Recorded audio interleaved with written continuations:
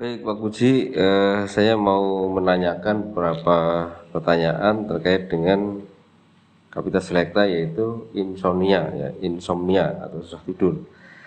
Yang saya tanyakan adalah di sindrom ini yang api jantung dan hati, apakah murni dari panas fisik di dalam tubuh itu kuat sehingga api jantung dan hati itu mempengaruhi insomnia, atau ada indikasi apakah ini ada yang murni sindrom api jantung dan hati karena fisiknya, karena patogen internal itu terlalu kuat, atau ada pengaruh dari depresi atau psikologis seseorang yang dia kuat berpikir sehingga mengakibatkan api jantung yang akhirnya terjadi insomnia. Kemudian saya lihat di keterangan nadi ini nadi tegang senal atau tegang biasa dan cepat gitu. Kalau tegang senal kan biasanya dari livernya ya, atau dari ada artinya hati yang keras itu yang menandakan nanti indikasinya di nadi yang tegang. Apakah ini murni fisik atau bisa dari faktor lain, yaitu terutama depresi. Itu yang saya tanyakan pertama. Kemudian yang kedua itu terkait dengan lima lambung tidak terasi, ya, tidak serasi. Nah, kalau saya lihat dari ciri-cirinya itu BAB tidak normal, sembelit, atau dia diare dengan kotoran lembek. Nadi licin, ini kan cenderung dingin ya, ke arah dingin.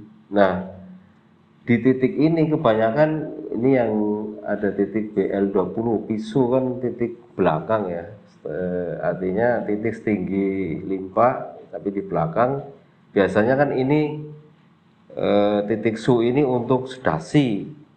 Nah, ini gimana dengan ciri-ciri di limpa lambung tidak terasi ini dengan indikasi dia cenderung ke defisien atau dingin gitu. Padahal yang diambil adalah titik belakang, yaitu pisu dan wisu. Kalau congguannya kan di depan, ini bisa untuk penguatan, tapi mu depan kan, yang belakang ini apakah tidak kontraindikasi dengan terkait dengan limpa lambung tidak serasi. Kemudian di kekurangan darah dan cairan, ini juga namanya kekurangan, berarti dia defisien ya, walaupun dengan indikasi ini panas, tapi panas C karena dasar tubuhnya kekurangan. Ini juga titik semuanya adalah titik kebanyakan yang ini yang sinsu dan pisu juga belakang ini ya. Apakah tidak terjadi kontraindikasi atau ada teknik lain mengambilnya titik su tetapi menstimulasinya tonikum atau tonifikasi. Nah, itu yang saya tanyakan. Kemudian kalau pengalaman pribadi pernah ya dulu pertama waktu masa-masa di perusahaan ini perpindahan itu ya, atau perpindahan jabatan itu saya pernah satu malam mikir waktu zamannya saudara kita di Semarang bisa satu malam udah bisa tidur ini, udah tahu ini.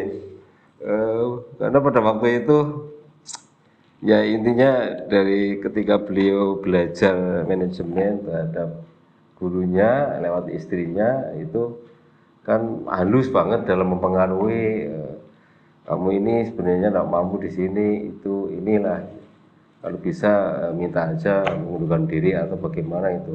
Tapi waktu itu kan Pak Puji masih, artinya masih inilah ya, berpikir ke arah, artinya tidak langsung itu keputusan itu di itu.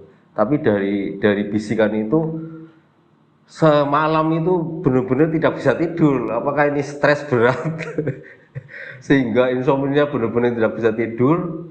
Tapi saya lihat juga kondisi juga tidak lemes itu. Tapi Jangan pikiran kenceng, nggak bisa. Satu malam suntuk nggak bisa tidur, walaupun besoknya berangkat pun agak lesu saja lah. Nah ini gimana? Artinya apakah dengan bisikan itu mempengaruhi pola pikir yang akhirnya berpikir kenceng terus mengakibatkan insomnia? Itu pengalaman pribadi. Terima kasih atas jawabannya. Ya. Oh, mohon maaf Pak, saya mau bertanya ya. Ini terkait dengan cerita saya yang kemarin Bapak. Yang apa itu? Ini sih mungkin, tapi saya kurang tahu persis ya, mungkin ya teman-teman yang belajar di apa itu, di modul 1, 2, 3 ya Pak ya, sampai sekarang nanti sampai apa ini, sampai Kapita Selecta. Oh, cara mungkin sih pertanyaan saya tidak terkait secara langsung ke sini ya Pak, tapi nanti mengarahlah sedikit. Cara menyambungkannya itu dari awal sampai akhir sampai ketemu di sini nanti bagaimana polanya Bapak? Apakah dia nanti diawali dari penyebab terjadinya penyakitnya dulu ya, dari satu organ, terus nanti gejala dan tanda, terus ataukah langsung nanti masuk ke insomnia gitu loh Pak?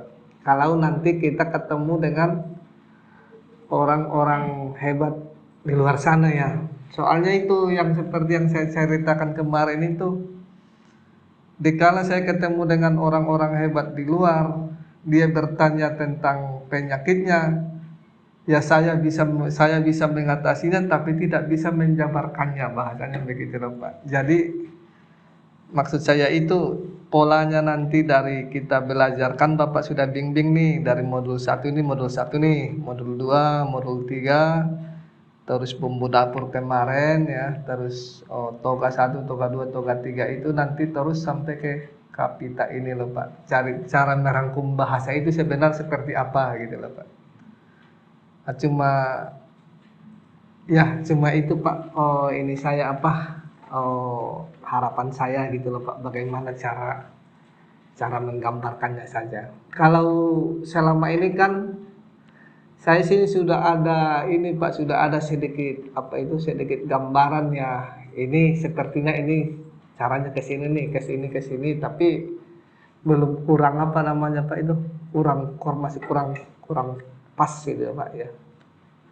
Ya, terima kasih Bapak, cuma itu aja.